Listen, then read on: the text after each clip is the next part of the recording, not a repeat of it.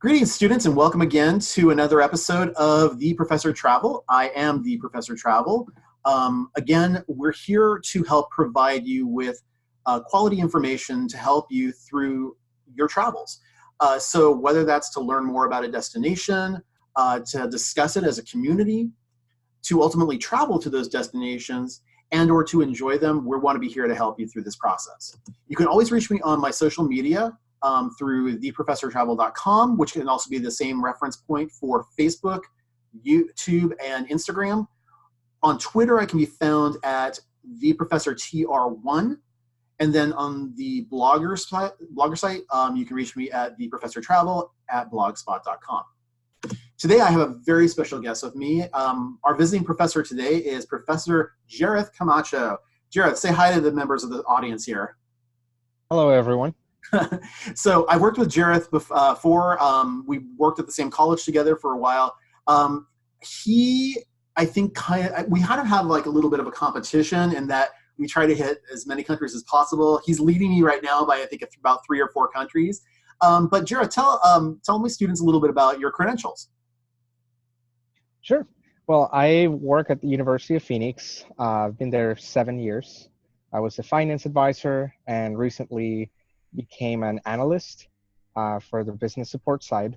I am currently in my MBA, and I am finishing that March 9th of next year. Congratulations. Thank you. So for purposes of this specific podcast and vlog, we were going to talk about your trip to Costa Rica, which is one of those sites I know that a lot of people have just these really magical ideas about it, like with the rainforest and all that kind of stuff. Can you tell me a little bit about why you chose that location? Sure. Well, I am originally from Mexico City. And I thought, well, I speak the language. And even though it's a Spanish-speaking country, it is a different culture. And we share a lot of things in common. But part of it was the tourism. You hear Costa Rica for everything. You even hear about Jurassic Park. It's Nebula or Nebulada Island. And so even though it was filmed in Hawaii, but the point is, it's a beautiful place, and I wanted to see green. I wanted to hear the different accents, because that's all I love, different cultures, accents, and foods. Oh. So I wanted to see sloths, and that's where they're from. And so after watching Zootopia, it's kind of a little bit of a, you know what, I kind of want to go to a place that I've never been to, and I chose Costa Rica. Nice. Or Costa Rica. Costa Rica. Yeah. So tell me, sir, when you tend to travel, are you more of a rural traveler in that you like a lot of country, or are you more of a city traveler where you like a little bit more city? Is there a healthy mix of the two? Like, because I can tell you personally, I'm more of a city person than a rural person. I don't know. What is your take? I would put myself right in the middle, actually, Okay. because I really enjoy nature. I love China, and I thought of China as a very industrious place, which it is. But I never thought of it on the rural side, the countryside, which is rich in beauty and nature. So I would put myself right in the middle, me being from the largest city of the Americas. Mexico City is huge. I enjoy city living as well. Excellent. But I would put myself right in the middle. Okay, cool. So when you were starting to plan this vacation, about how long did you get to plan the vacation? When you thought about, from the moment you said, hey, I want to go there, how long did you start to research the destination and start to look into purchasing your transportation to get there? That's a good question. There are places that take me 8 months before I go, like China, because they require visa. And there are places that, whether they require visa or not, it's like spontaneous. I remember going to Italy, and literally I had no clue that I was going to Italy until 3 days before. Oh my gosh. And this is back in 2011. Wow. Yeah. So, but that's another story. Italy was amazing too, and I love Italy. But I had no clue that I was going to go. I got an email. This is back in 2011. It was with my American Express credit card. I got an email saying, "Hey, we have a promotion and you qualify for this. It was pretty much a concierge service, and they mentioned that it would be included with this benefit to be part of this. It was a beta team. Okay. And long story short, I paid like $1,100 or $1,200 for airfare round trip, including accommodations, and it was 11 days. But again, that's another story. Yeah, we'll get Back to Costa Rica. believe me Back when to I Costa say Rica. I just got back from Italy myself. So I mean, I definitely will have a lot to talk to you about on that. We could definitely hit on that. But I definitely want to know everything there is to know about Costa Rica. So we're going to get into those in just a second. Yeah. Now, So, oh, I'm sorry. Go ahead. oh, I was just gonna say to Costa Rica, back to Costa Rica. It probably took about a month or two um, to plan it, Okay. but it doesn't always take that long. I mean, I could do as early as a week of anticipation. Yeah, I'm one of these people that I like to look at like these travel aggregator sites, and I usually do a ton of in-depth research and start to compare things. In my relationship, I am the organizer, so I'll organize tours, I'll organize flights, I'll plan things out 6 months to a year, to maybe even more than that in advance, depending upon where we're going. But it sounds like you had a really good idea of, hey, I want to go to Costa Rica, and I just want to make sure to dig in and take care of it right away. Was there a visa requirement for Costa Rica? I didn't know if there was or not. No, I always recommend this. It's an app that you can download either the App Store or Google Play, and it's called Travisa, Travisa, Travisa, okay. Travisa, and then you put your citizenship, and then you put where you want to go and the purpose. So it could be business, could be leisure, and typically for tourism, when you have the American citizenship, it's actually a pretty good citizenship to have because there are many countries that don't require visa to Americans. So for Costa Rica, no, you don't. You don't need a visa if you're an American citizen.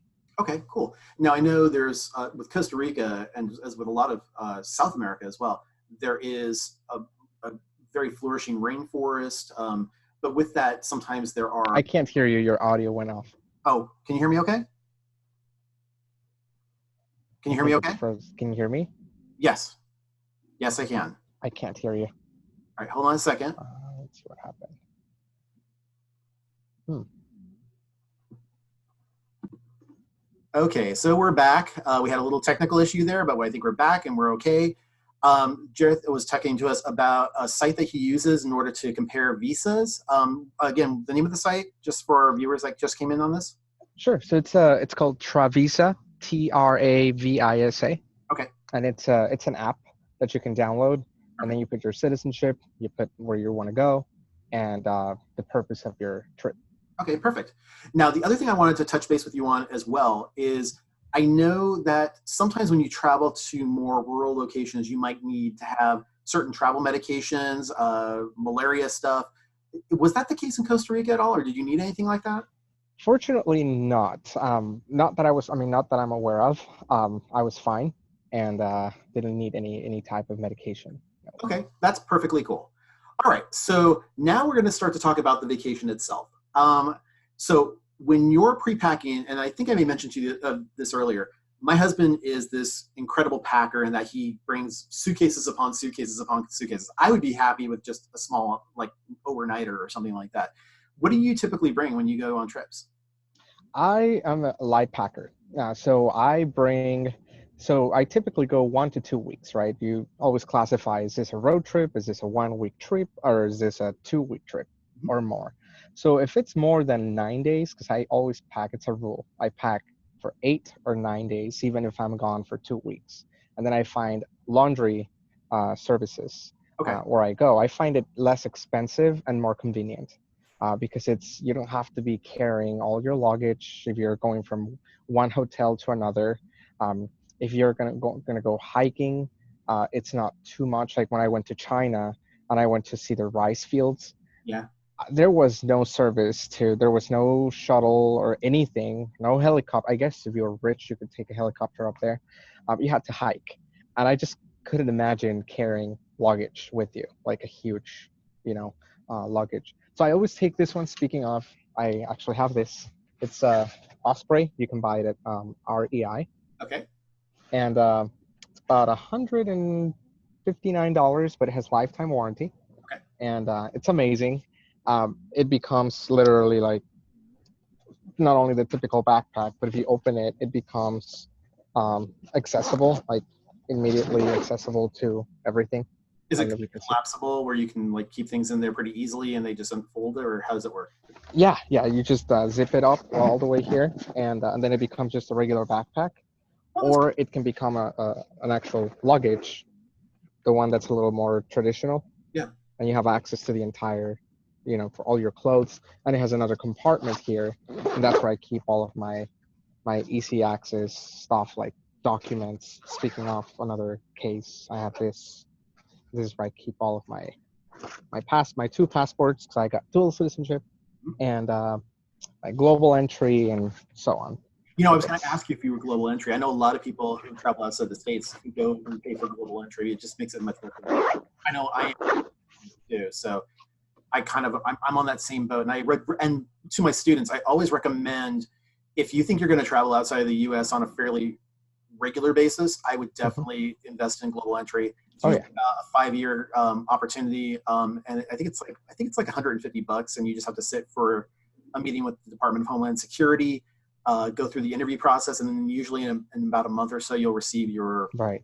little badge that it's like a Global entry card. and you just It's it's a very easy process. It's a little bit lengthy because you have to go through all the steps, but it's really easy. And just as a little tip, if you are into um, premium credit cards, I'm a credit card freak. I always research everything, and if you have a premium credit card, could be a Chase Sapphire Reserve, CD Prestige, American Platinum, American Express Platinum card.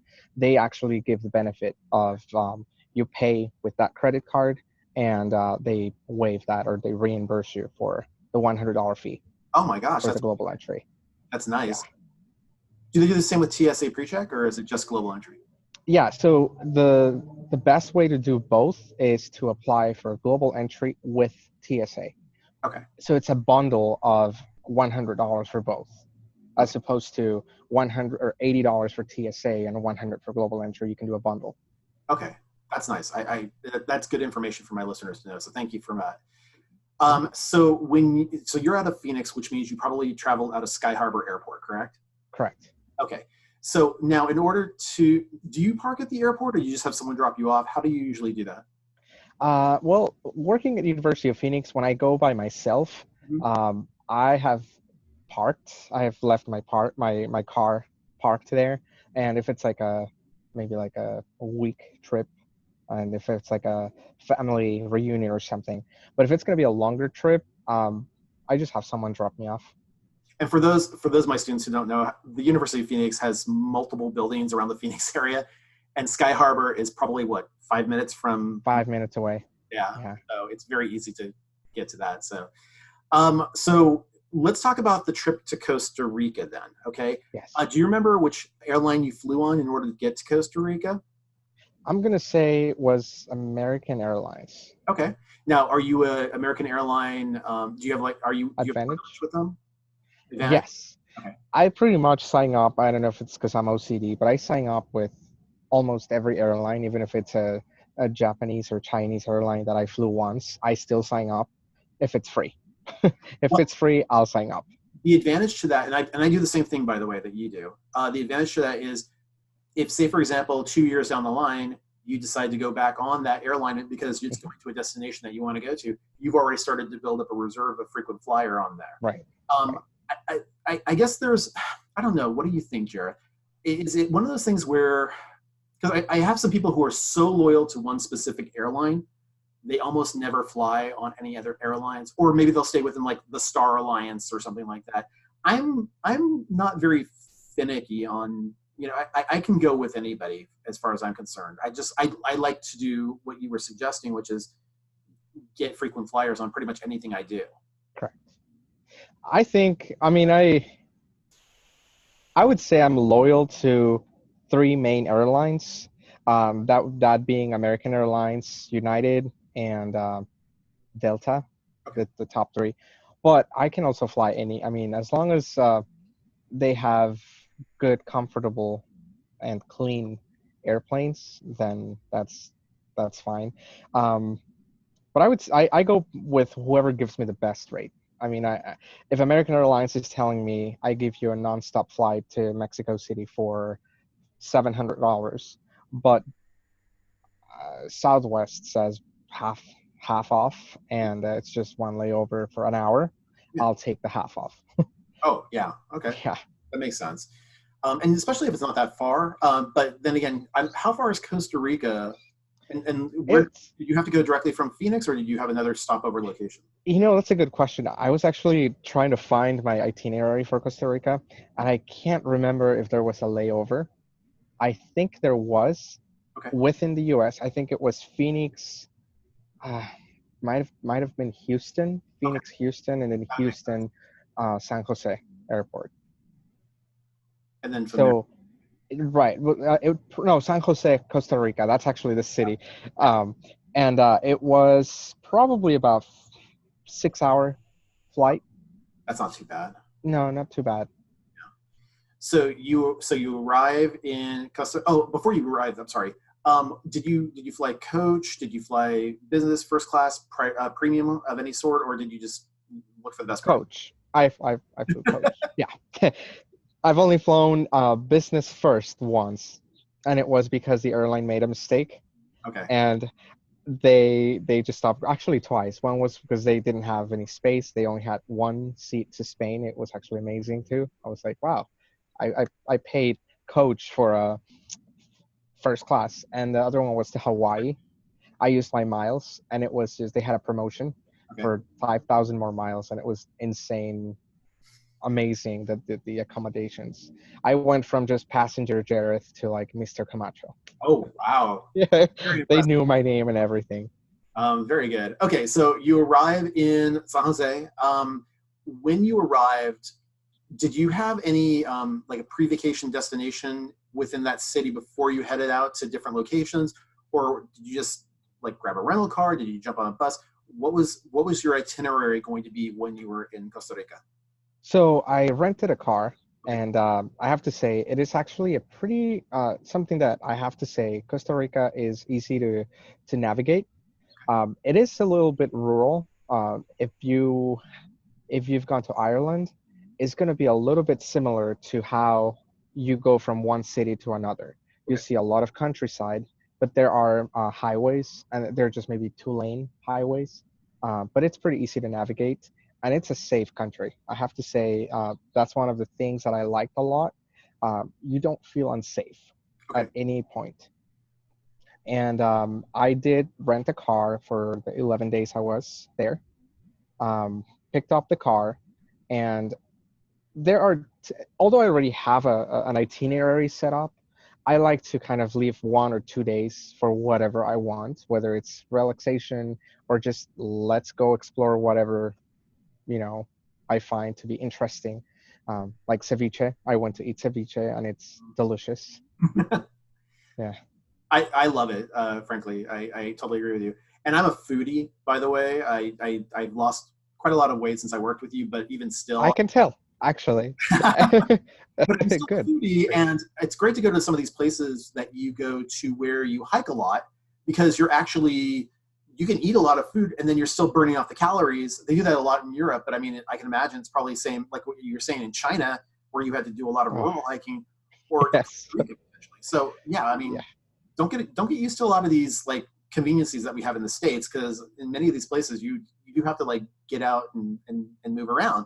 That is Mhm. not to deter you from doing that. That is actually part of the charm of understanding the culture and realizing what an amazing place you're visiting and really taking in the locals, getting looks at the community, maybe petting a sloth or doing something like that. Right. Where you're I at. didn't get to do that. I wanted to, but I saw several of them, and I have pictures and videos. Yeah. Oh, that's fantastic. And in fact, I'm going to link your Facebook over to my students as well. So that way, if they do want to take a look at some of your pictures, if those are available, you got many, many travel pictures available for people to see. And I And think, you know what? I got to work on that again because I actually stopped. I don't have my Egypt or Jordan or Brazil, or I just stop uploading because I get so busy and I forget. So I will have to. I don't know if I have the Costa Rica pictures uploaded yet, but I will for sure.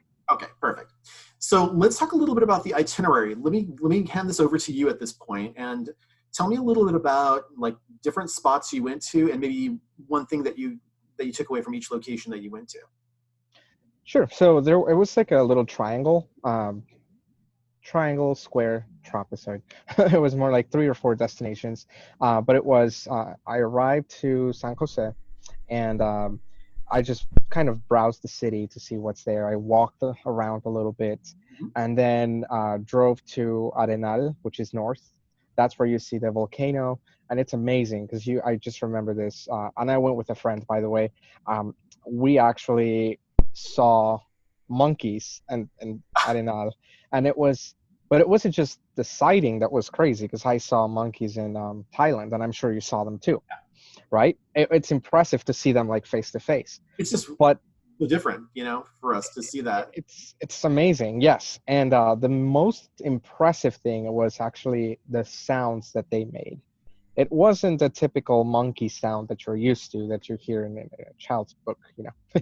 It was like a very aggressive, almost like chimpanzee gorilla-ish, like going like this almost, but it's not that. It's, I forgot the name of the monkey that they have, but they make a sound that sounds very, very like as if you were screaming, but like deep, Oh like wow. like really, really. And it was only at night, and I was like, what is that? To the point that we didn't know that it was an animal. We thought it was an actual person, Oh and my. I was like, well, what is that? And then eventually we learned that this sound is like a mating sound. And trust me, I watch a lot of documentaries. I love watching National Geographic, Discovery Channel, Mhm. but that was something I had never heard. Oh wow. So it must be a specific type of monkey, and I'll have to find out because I completely forgot the name of the species. Oh, see, now you're getting me curious about this. Yeah, it's super super awesome. We stayed at a cabin, Oh, facing the rainforest oh at the wow. very top, very close to that in the volcano, but not in, but on top. I would imagine Yeah, you're inside the volcano. yeah, no, not inside the volcano, but around. And you can see the rainforest. It's pretty awesome sightings, um, and it's very cloudy, very very cloudy. Okay, So it's really cool. excellent. And along your trip, like, what was the cuisine like? What kind of foods did you eat? So I was expecting to taste very different, unique plates, and I'm sure they have plenty, but there's one that they have the most. Just how Americans are known for burgers and pizza, Yeah. right, or barbecue, and Mexicans would be more like tacos or quesadillas, carne asada. Yeah. They have um, I forget, it's rice with beans Okay. and chicken, and it's pretty delicious. It's called gallo. It's not pico de gallo, which is what's coming to mind. Yeah. But it'll come back to me. But it's something gallo, Okay. and then it's pretty delicious. But it has rice, it has beans, and then it has chicken. But it was actually found everywhere, like everywhere. That's like the taco of Costa Rica. Okay. Um, Ceviche is also pretty awesome. They have a different style. It's not the same ceviche that we've seen here in the U.S.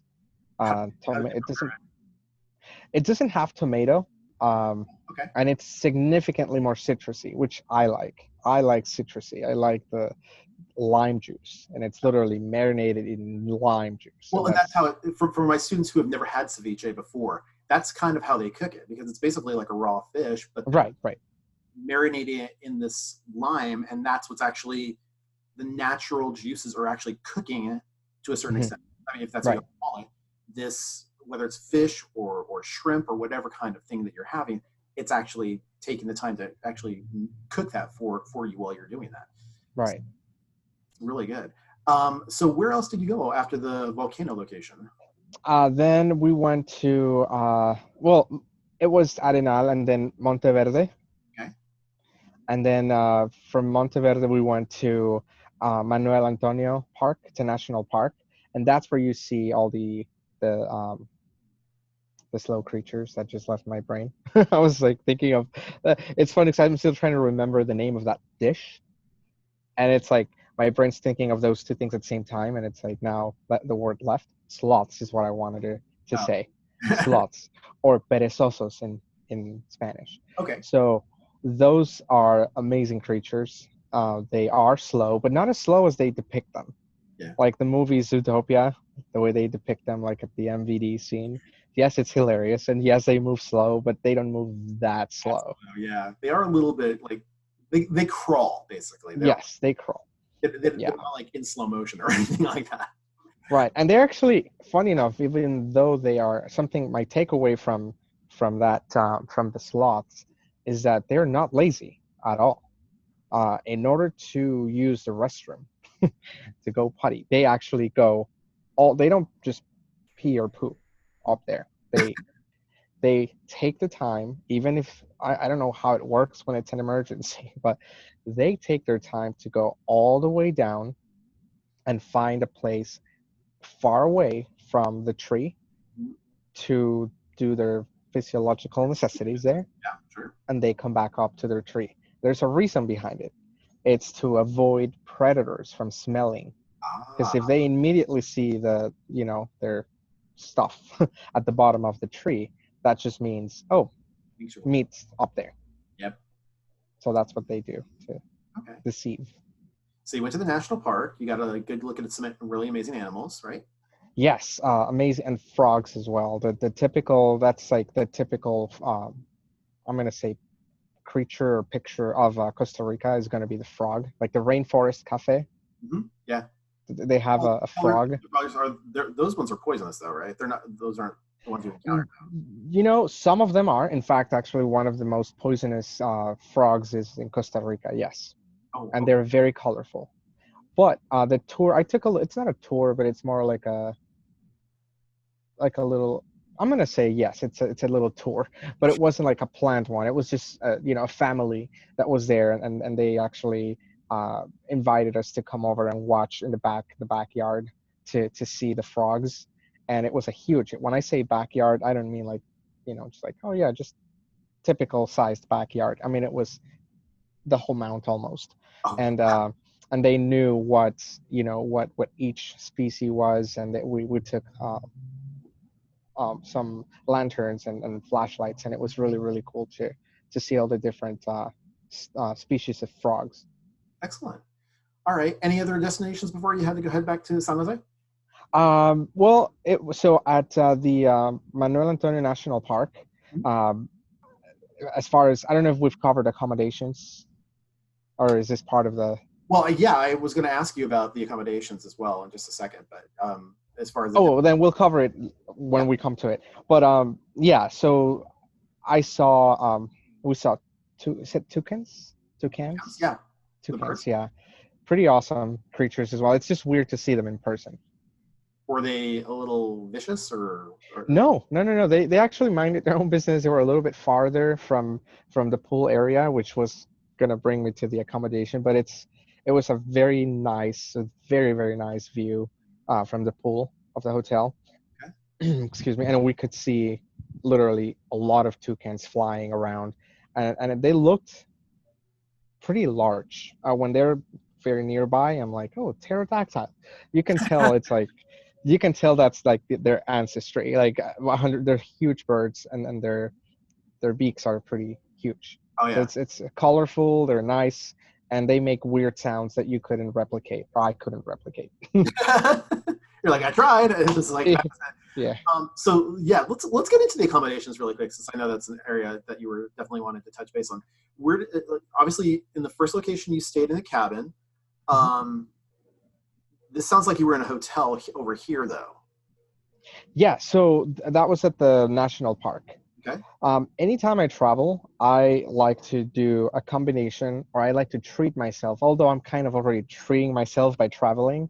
Yeah. Uh, I treat myself to one very fancy 5-star hotel, 4 or 5-star hotel, once every trip, even if it's just one night.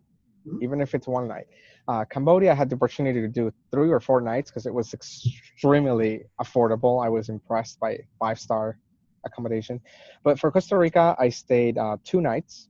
Okay. and it was the name of the hotel was, I wrote it down because that was like it's called Mariposa or Mariposa, Okay. butterfly in English, Mhm. and it was the views were just amazing.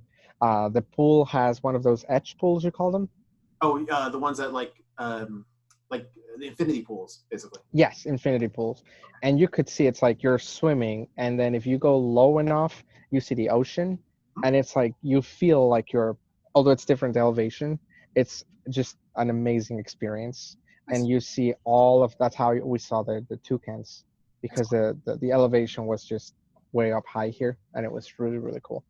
How did So I they have recommend that. over there, by the way, or What's that?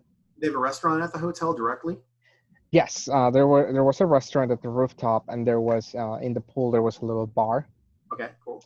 inside the pool, and it's really cool too because uh, if you don't drink, they have. I was like amazed that their menu was very American friendly. So they have like pizza, they had burgers, they had they had quesadillas, and as soon as I ordered mine, they're like, "Oh, you're from Mexico." They were so like, because it's funny how you can identify by the accent immediately after I said a word. It's like you're Mexican. I'm like, "Yep." How do they know? Yeah. Very good. Okay, so where did you go after this? After the after Manuel Antonio National Park, then we drove. It was a long drive, actually. I remember it being like 6 hours, Oh, wow. 4.5 to 6 hours, back to San Jose, the capital. Okay, perfect. And did you spend any time in San Jose, or did you just pretty much jump on a flight? Because this particular destination, I thought, I mean, of course, San Jose is a big city and it's the capital and it's industrious and it's it's nice places to visit, malls and everything. But I wanted to see Costa Rica not because of its capital. I wanted to see Costa Rica because of its biodiversity and all the green beauty, nature stuff. But I didn't spend too much time in San Jose, which I should have, but I only spent about a day total. So I just visited a few shops, and I just every time I go to a big city, because it has all the amenities that we're used to, I no longer necessarily see it as a trip, if you know what I mean. Although it's different food, different language, different currency. Um, if I go from Phoenix to Frankfurt in Germany, I it doesn't feel so much like an actual experience because for me is I want to go to Barbaria or something that's completely different from Phoenix. Yeah. Just as an example. No, that doesn't that makes total sense. I like and I enjoy getting different culture, and I can see it even going from urban location to urban location. Um, it just depends on how completely different the culture is, Right.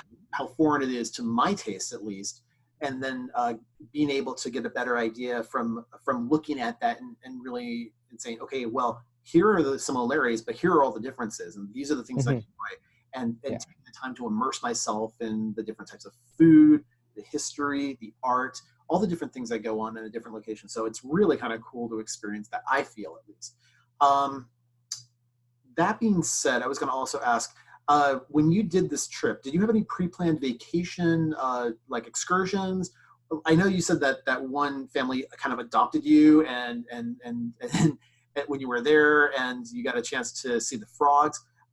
Was that already pre-planned ahead of time, or was it just like as you were going along this journey, as you were going along this drive, you basically took in the different spots and just the experiences that came along with that? Right. It wasn't pre-planned. It was just as it happened. And I noticed that because tourism is huge in Costa Rica, you'll notice that there isn't a lot of, I'm even going to say income disparity. So you go from and I think that's one of the reasons why it may be a very safe country. You don't see at all a lot of this, like when you go to like China or other places, you see different um, areas that may be a little bit better than other areas. Here it was very similar all across the board, and I see a lot of family owned businesses. A lot of the road trip we went through, it literally is family owned. You don't see a lot of big corporations. It's almost very, very small businesses all over. And that's how this family that I mentioned, they did have a business, and it wasn't like, oh, we're going to book this. It was more like uh, come in, and if you enjoy it, well, let's have a cup of coffee, very, very casual, and feel free to donate. And it seems like they were doing very well off. I mean, the front of their house was beautiful. And clearly their backyard was a mountain. Oh, So yeah, yeah, nice. yeah.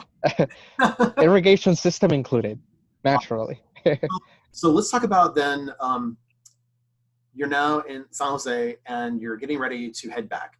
What was the return like? What was the passport control like? What was customs like when you had to head back? Customs was fairly easy. I remember just answering the typical questions like how long were you here? What was the purpose of your visit? Um, and that's pretty much it. It wasn't anything difficult at all. Sounds pretty easy then.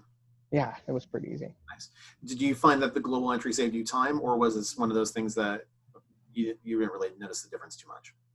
Oh no, it's I love global entry because even if I'm the last one to get out of the airplane or the first, I there's literally 5 to 6 people at the very, very craziest when it's like a busy day, and I go through like within 5 or 10 minutes at most, versus when I don't have it, it's 15 minutes to an hour. I mean, I remember spending about an hour coming back from Spain.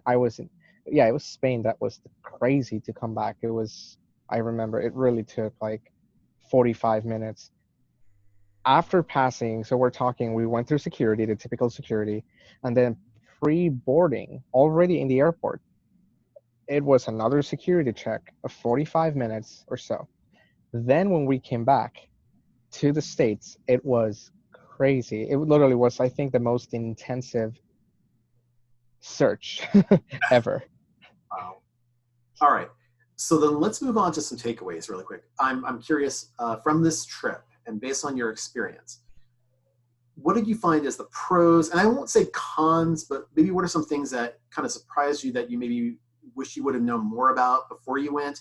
And then if you could, at least for my students, maybe talk to us about some value adds, maybe some cost savings or some best practices that you experienced during this trip. Okay, I would say something that I noticed is it's not inexpensive. It's not cheap to travel to Costa Rica because most of the tourism comes from the US, most of it. So that does bring prices up in terms of, well, we know you bring dollars and we know that you probably have the ability to afford all of this. It's kind of a good bad thing at the same time because it shouldn't be based on that. But yeah, tourism's huge, so it's not cheap to go to Costa Rica. Um, my takeaway for the whole country is, well, I love their ceviche. They're warm. They're warm people. They're very nice. Everyone you talk to, they're just awesome. I don't remember running into any type of issue at all. Uh, Friendly, uh, very safe. That's one of the main takeaways. It's a very safe country. So you, I apologize. There's a little bit of background noise. that's okay. So you felt comfortable there. It seemed like a really, Very comfortable. for people who are Um, by themselves or with groups or with children, they don't really have a lot to worry about, you wouldn't feel? Correct. It's very safe, in my opinion. And something that another thing that I really liked, their currency. I don't know if you remember, I showed you my currency collection. Yeah. Yeah, I love foreign currency. I've been collecting currency since I was 12. Okay. So I have at least one bill from almost pretty much every country that not the new ones, because there are some new countries that just I haven't gotten a chance to collect it from, but their currency is beautiful. It represents it just represents Costa Rica so good in terms of their biodiversity Nice. and how colorful the country is. Awesome. Any cost saving measures you found? It sounded like you had some kind of a special that you got from American Express. And by the way, not that we're endorsing a specific credit card during these videos, or even the backpack, or Right. even the college that I used to work for. But at the same time, getting these stories and understanding how you came to this place where you were able to go on these places gives people a little bit of an idea as to how you planned out things, the timeframes that you were able to go with, and being prepared for those things. So Mhm. with respect to, say, for example, American Express, and that deal that you got, how did you find out about that? Were you part of a mailing list, or was it something that they just randomly sent you? Did you know? So the American Express one was actually for Italy. This is back in 2011. Yeah, they don't do that anymore. They just, because I actually don't have an account with them anymore.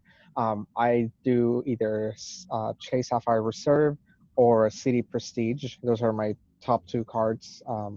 And I do a lot of traveling. In fact, I only pay for taxes on my airfares because I use a lot of points. I use points for trips.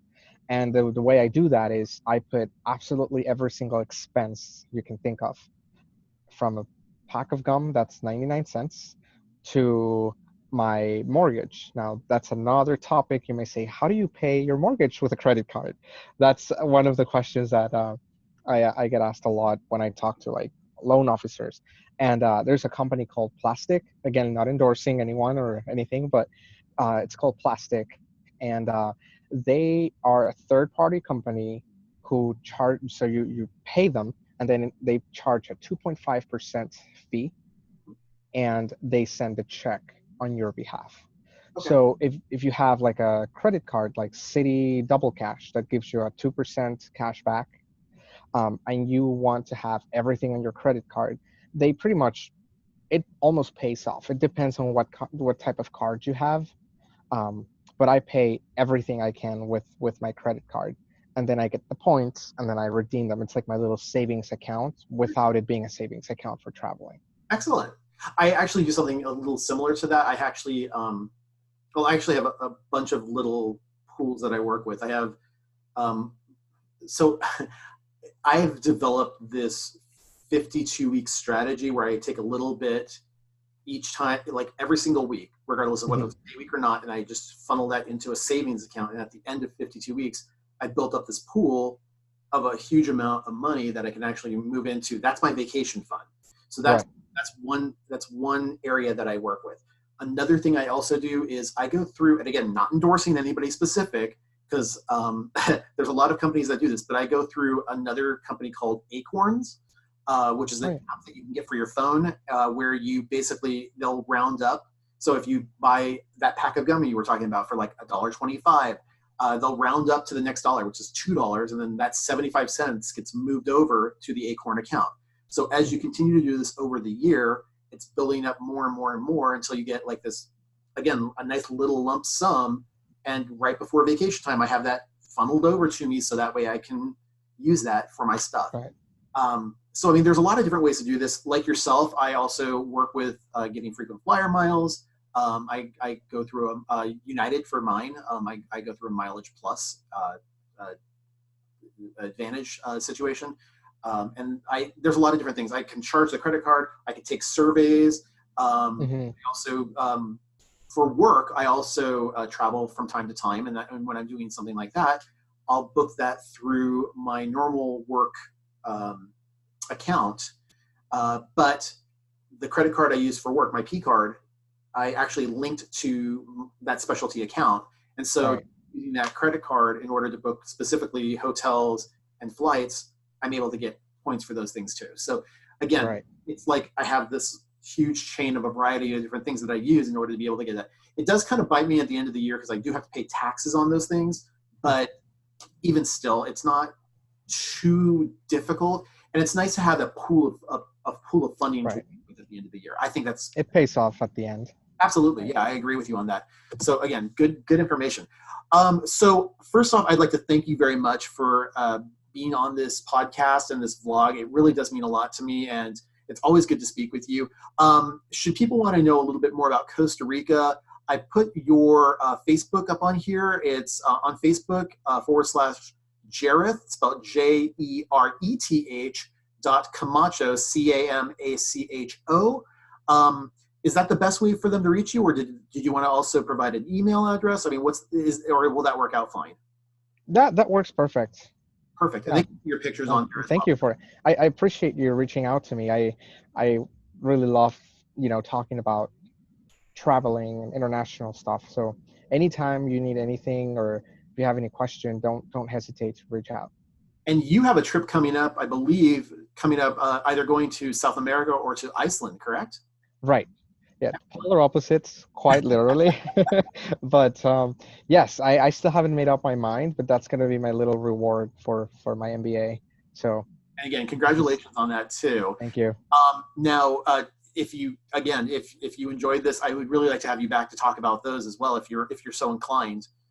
Um, Sure, absolutely. and It'll be more fresh too. Oh, absolutely. Well, again, thank you so much for this. And again, to my students, I want to thank you so much for watching this. I hope you enjoyed this as much as I enjoyed interviewing Jereth. If you have any questions or concerns, comments, anything you want to touch base with me on, you can always reach me at scott@theprofessortravel.com. In the meantime, I would like to thank you all for your vigilance, your attendance. I appreciate it. And may all of your travels be the best ones. Take care, everybody, and goodbye for now.